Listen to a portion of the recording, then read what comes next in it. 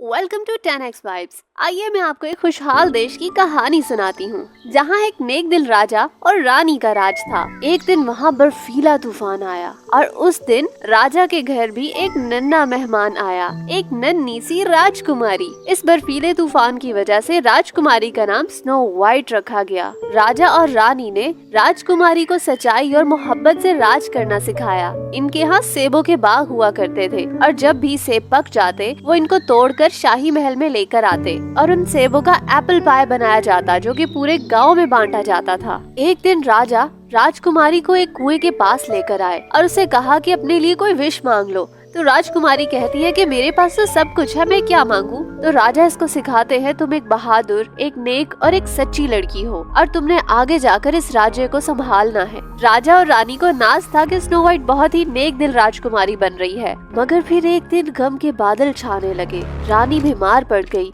और इसी दौरान उसकी डेथ भी हो गई। स्नो वाइट और राजा बहुत ही दुखी थे। फिर एक दिन अचानक दूर कहीं से एक बला की खूबसूरत जादूगरनी उस महल में आई। राजा उसकी खूबसूरती से मुतासिर हुए बिना रह ही ना पाए और उन्होंने इससे शादी कर ली। पर वो जैसी दिखती थी वो वैसी थी नहीं, वो बहुत बेरहम और जालिम थी। इसके पास एक जादुई आईना था जिसका एक ही काम था, वो सिर्फ इस जादूगरनी के एक सवाल का जवाब दिया करता था। वो हमेशा पूछती थी कि ए आईने बता, इस दुनिया में सबसे खूबसूरत कौन है। तो वो आईना कहता था कि आप ही हो महारानी। दुनिया में है बहुत सी हसीनाएं, पर आपके सामने सब फीकी पड़ जाएं। इस नई रानी ने पूरे मुल्क को अपनी मुट्ठी में करना था। इसने राजा से कहा कि मुल्क की मगरिबी जानिब से हमारे राज्य को खतरा है और राजा देश की हिफाजत करने निकल पड़ते हैं। पर जाते जाते वो राजकुमारी को एक पेंडेंट देते हैं और कहते हैं कि ये तुम्हारी हिफाजत करेगा, इसे पहने रखना। राजा चले जाते हैं, मगर राजकुमारी को क्या मालूम कि वो अब कभी वापस नहीं आएंगे। देश पे छाया खौफ का साया।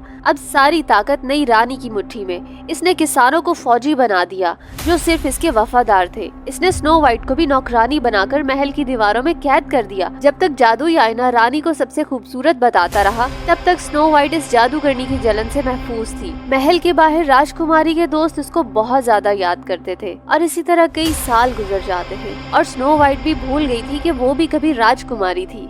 एक दिन स्नो वाइट महल की सफाई कर रही होती है कि एक लड़का महल के गोदाम से आकर कुछ आलू चुरा रहा होता है। स्नो वाइट उसको मना करती है तो वो कहता है कि मैं भूखा हूँ और मेरे दोस्त भी भूखे हैं। तो वो कहती है कि मैं रानी साहिबा से बात करूंगी, वो अपना हिस्सा भी तुम लोगों को दे देंगी।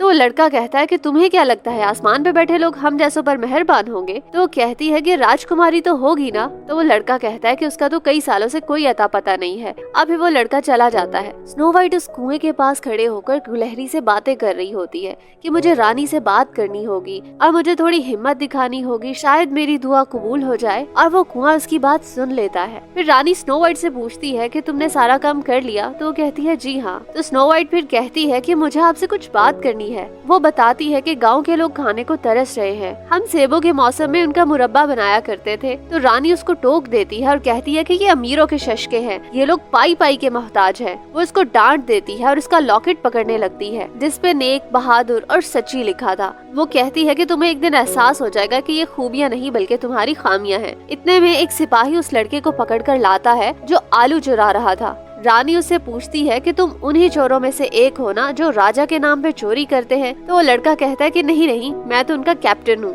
हम राजा के सच्चे वफादार हैं। तो रानी कहती है इसका घर ढूंढो और जला डालो। तो कहता है कि मेरा तो कोई घर ही नहीं है। तो कहती है कि ठीक है, फिर इसे काल कोठरी में बंद कर दो। तो राजकुमारी कहती है कि रानी साहिबा ये बहुत बड़ी सजा है, मेरे बाबा होते तो इस पर रहम करते। तभी उस लड़के को पता चलता है कि यही स्नो वाइट है। स्नो वाइट कहती है कि कभी भी जुर्म की सजा उससे बड़ी नहीं होनी चाहिए। तो रानी कहती है कि आज से पहले तो तुमने ऐसी बातें कभी नहीं की। ठीक है, इसने मेरी चीज चुराई है ना, तो अब मैं भी इसका कुछ लूंगी।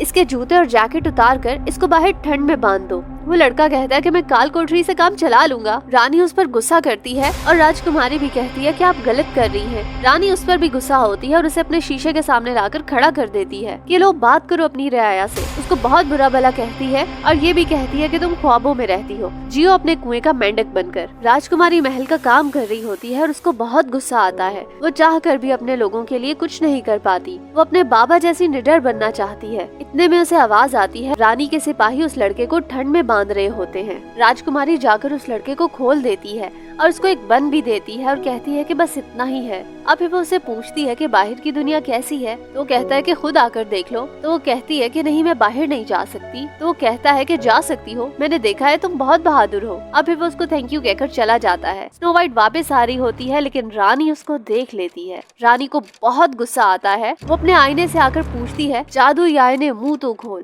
कौन है सबसे खूबसूरत, ये तू बोल। तो वो आईना कहता है कि वैसे तो आप ही हैं सबसे प्यारी, पर अभी अभी एक लड़की पर नजर पड़ी है जो बहुत मासूम और है प्यारी, और वो अपनी खूबियों से है बेखबर। आप इसके सामने हार गई हैं। रानी को बहुत गुस्सा आता है। वो शिकारी से कहती है कि स्नो वाइट को कहीं जंगल में ले जाओ, किसी सुनसान जगह पर सेब तोड़ने के लिए, और वहाँ उसे खत्म कर दो। शिकारी कहता है कि वो छोटी बच्ची है रानी साहिबा। तो रानी कहती है कि मैं तुम्हारी रानी हूँ। स्नो वाइट ने उस लुटेरे को भगाकर मेरे खिलाफ साजिश रची है, क्या तुम भी अपनी रानी के खिलाफ जाओगे? तो वो मान जाता है। फिर वो उसको एक बॉक्स देती है और कहती है कि इसे मारकर इसका दिल इस बॉक्स में डालकर लेकर आओ, और फिर मैं तुम्हारी हर दिली ख्वाहिश पूरी करूंगी। वो उसको जंगल में ले जाता है। वो सेब तोड़ रही होती है और एक सेब शिकारी को भी देती है कि आप भी खाएं। तो वो कहता है कि तुम बहुत अच्छी हो, चलो जल्दी करो, हमें देर हो रही है। फिर वो सेब तोड़ रही होती है कि शिकारी उसको मारने के लिए आता है। वो और आगे आता है, लेकिन राजकुमारी डरती नहीं है, बल्कि उससे पूछती है कि क्यों मारना चाहते हो। वो राजकुमारी को मार नहीं पाता और उसे कहता है कि जंगल में भागकर कहीं दूर चली जाओ। वो कहती है कि मैं ऐसे सब कुछ छोड़कर नहीं जा सकती।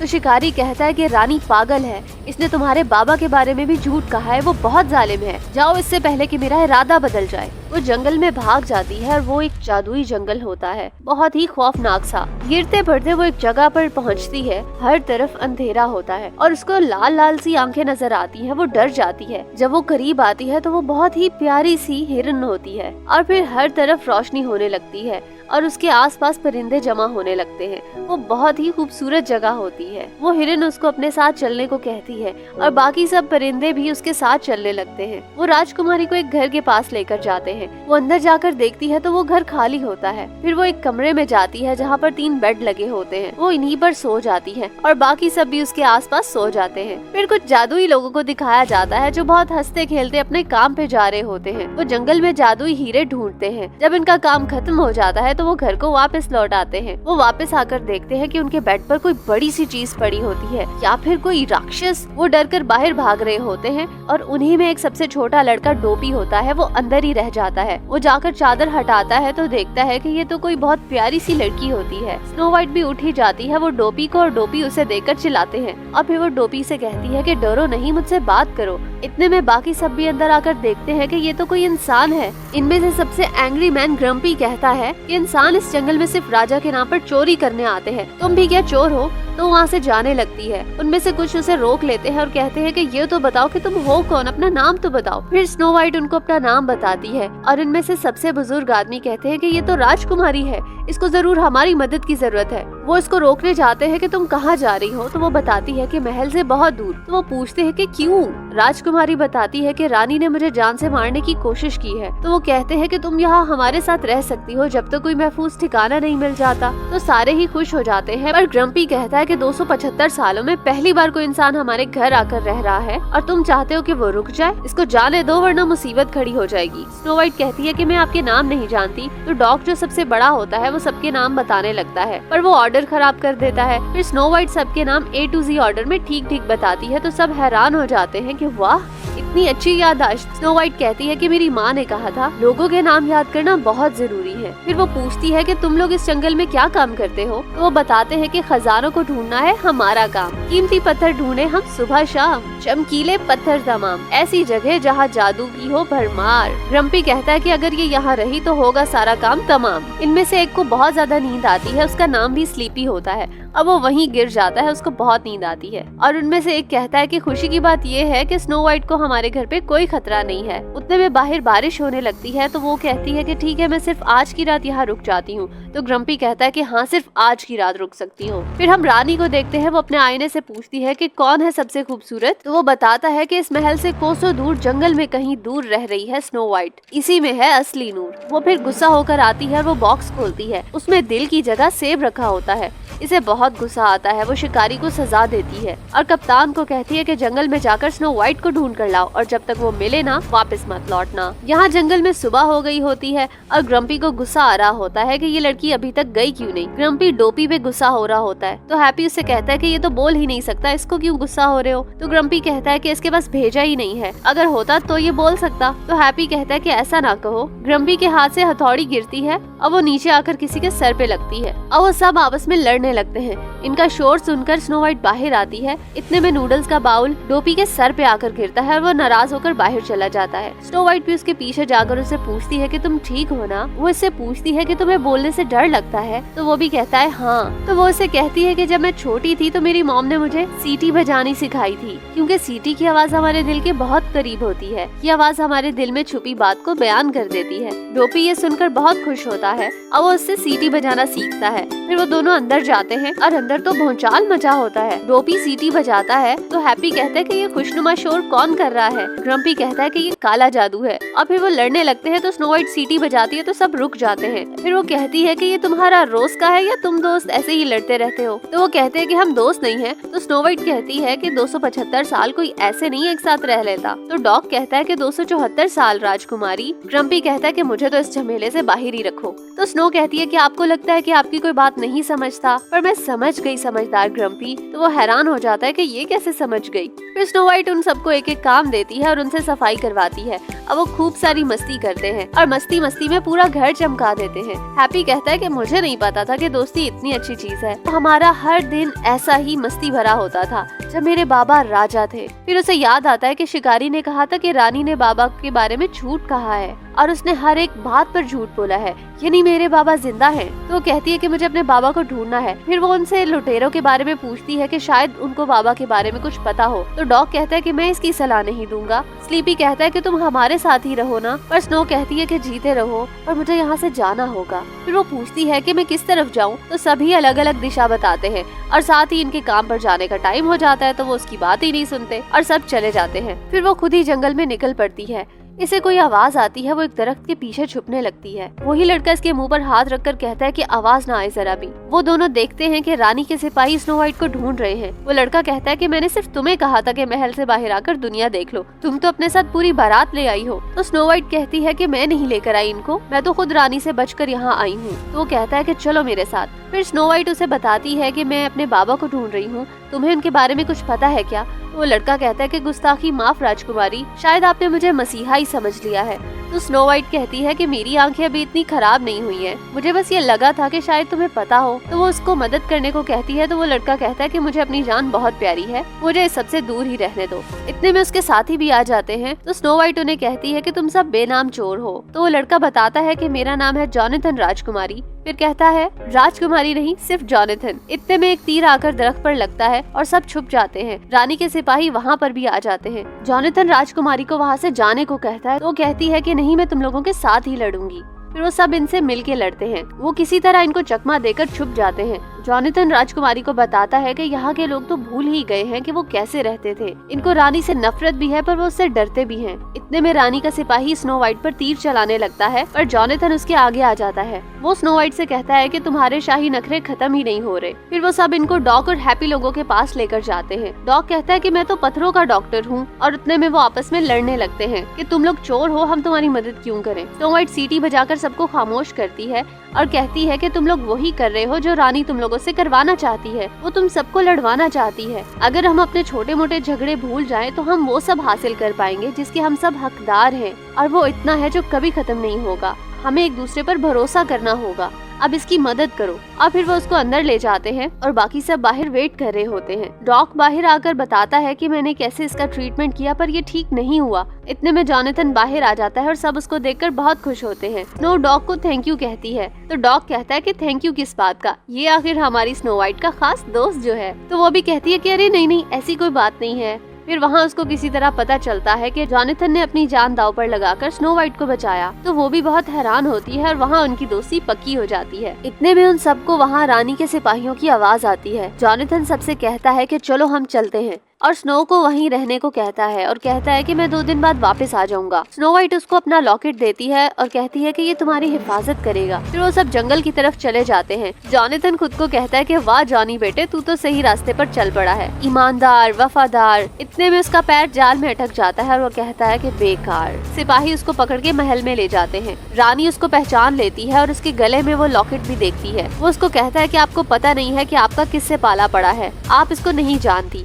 मैं जानता हूँ। रानी कहती है कि जानता हूँ नहीं, जानता था। वो उसका लॉकेट भी उसे छीन लेती है और सिपाहियों को उसे ले जाने को कहती है। फिर वो कहती है कि शायद अब वक्त आ गया है कि स्नो वाइट से रूबरू हुआ जाए। फिर वो कोई जादुई पानी पीती है जिससे उसकी खूबसूरती चली जाती है और वो बहुत ही बदसूरत बन जाती है। फिर वो एक जहरीला सा सेब तैयार करती है जिसका जादू टूटेगा जब राजकुमारी को सच्चा प्यार मिलेगा। उधर जॉनथन अपनी जंजीरें तोड़ने की कोशिश करता है। शिकारी भी उसके साथ ही होता है और वो उसे कहता है कि कोई फायदा नहीं। फिर रानी को देखते हैं वो अपने असली हुलिये में आ गई होती है। वो जंगल की तरफ चल पड़ती है। हैप्पी लोग भी काम पर चले जाते हैं और स्नो घर पर अकेली होती है जब रानी इसके घर पहुंच जाती है। इसकी चिड़िया ऐसे बताती है पर उसे लगता है कि जॉनथन आया है। वो दरवाजे पर उस बुढ़िया को देखकर थोड़ा घबरा जाती है और कहती है कि मैं किसी और का इंतजार कर रही थी। फिर वो बुढ़िया उसे कहती है कि मैं जॉनथन का पैगाम लाई हूँ। रानी ने इसे पकड़ लिया है और वो उसका लॉकेट भी दिखाती है। तो वो उससे लॉकेट लेकर जाने लगती है कि मैं खुद उसके पास जाती हूँ। तो बुढ़िया कहती है कि तुम्हें से प्यार है ना, मैं प्यार की बहुत कदर करती हूँ, मैं तुम्हारी मदद करूंगी। तुम ये सेब खा लो वरना रास्ते में बहुत भूख लगेगी। इतने में सारी चिड़िया हैप्पी लोगों के पास पहुँच जाती हैं और उनको बताती हैं कि स्नो वाइट मुश्किल में है, मगर उनके पहुँचने तक देर हो चुकी होती है।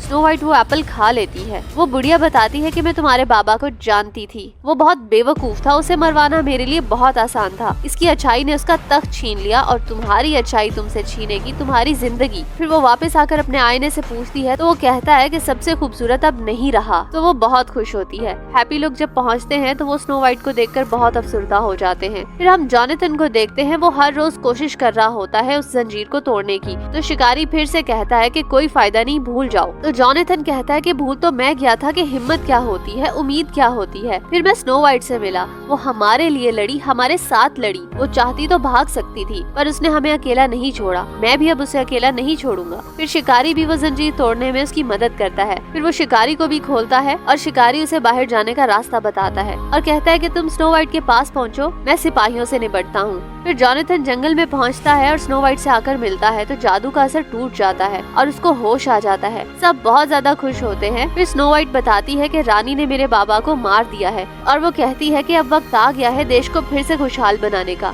लेकिन ये सब आसान नहीं होगा, वो पूरी कोशिश करेगी हमें रोकने की। इतने में डोपी भी हिम्मत करके कहता है कि कर ले वो कोशिश, अब हम नहीं डरेंगे। सब बहुत हैरान हो जाते हैं और खुश भी होते हैं क्योंकि डोपी कभी भी नहीं बोला था। तो स्नो कहती है कि फिर मैं भी नहीं डरूंगी। फिर वो सब महल की तरफ जाते हैं। स्नो वाइट अपने गाँव की तरफ जाती है और उसको वही लड़की मिलती है जिसको स्नो वाइट ने अपना बचपन में क्रॉन दिया था। वो उसको वापस पहनती है। वो सब महल की तरफ जाते हैं। वो कैप्टन से कहती है कि मैंने सुना है कि तुम मुझे ढूंढ रहे थे। इतने में रानी आती है और वो कहती है कि नहीं, मुझे लगता है कि तुम मुझे ढूंढ रही थी। स्नो वाइट उसको कहती है कि ये मेरे बाबा का घर है और तुमने उन्हें मार डाला। तो सब बहुत हैरान होते हैं। वो कहती है कि तुमने ये तख्त छीना और हम सबका वजूद भी, और वो सब हम अब वापस लेने आए हैं। रानी कहती है कि ये बहुत खूबसूरत है, छुई मुई सी है, मगर ये देश को नहीं संभाल सकती। मैं बहादुर हूँ, ताकतवर हूँ और खूबसूरत भी हूँ। फिर वो अपने सिपाही को बोलती है कि इसको यहीं सबके सामने खत्म कर दो। वो उसको मारने के लिए आगे बढ़ता है तो राजकुमारी उसको उसके नाम से बुलाती है और उसे याद दिलाती है कि तुम एक किसान थे और तुम्हारा चेरी का बाग था। जब वो चेरीज पक जाती थी तो वो तुम पूरे गांव में बांटा करते थे। फिर दूसरे सिपाही को भी याद दिलाती है कि तुम्हारी बेकरी हुआ करती थी और उस बेकरी से कोई भी भूखा नहीं जाता था, चाहे किसी के पास पैसे हो या ना हो। फिर वो सबके नाम बताती है और कहती है कि मैं तुम सबको जानती हूँ, मुझे सब कुछ याद है। और तुम्हें? तो वो सब भी कहते हैं कि हाँ, हमें याद है। रानी स्नो वाइट को मारने लगती है। इतने में जॉनथन का साथी तीर चलाकर रानी की जादुई छड़ी गिरा देता है। फिर वो गुस्से में अंदर आती है और आकर अपने आईने से वही पूछती है तो वो कहता है कि स्नो वाइट है सबसे प्यारी और अच्छी। रानी वो शीशा तोड़ देती है पर वो भूल जाती है कि उसकी सारी ताकत इसी शीशे में ही तो है और वो भी साथ में मर जाती है। फिर वो सब महल के अंदर आते हैं और वो राजकुमारी को रानी मान लेते हैं। उस गांव की खुशियां वापस आ जाती हैं और फिर हम देखते हैं कि डोपी सबको कहानी सुना रहा होता है स्नो वाइट की और वो सब खुशी से झूम रहे होते हैं। और यहाँ पर हमारी ये कहानी एंड हो जाती है। आपको ये स्टोरी अच्छी लगे तो इसको लाइक करना और मेरे चैनल को सब्सक्राइब भी। मिलते हैं एक नई कहानी के साथ। बाय।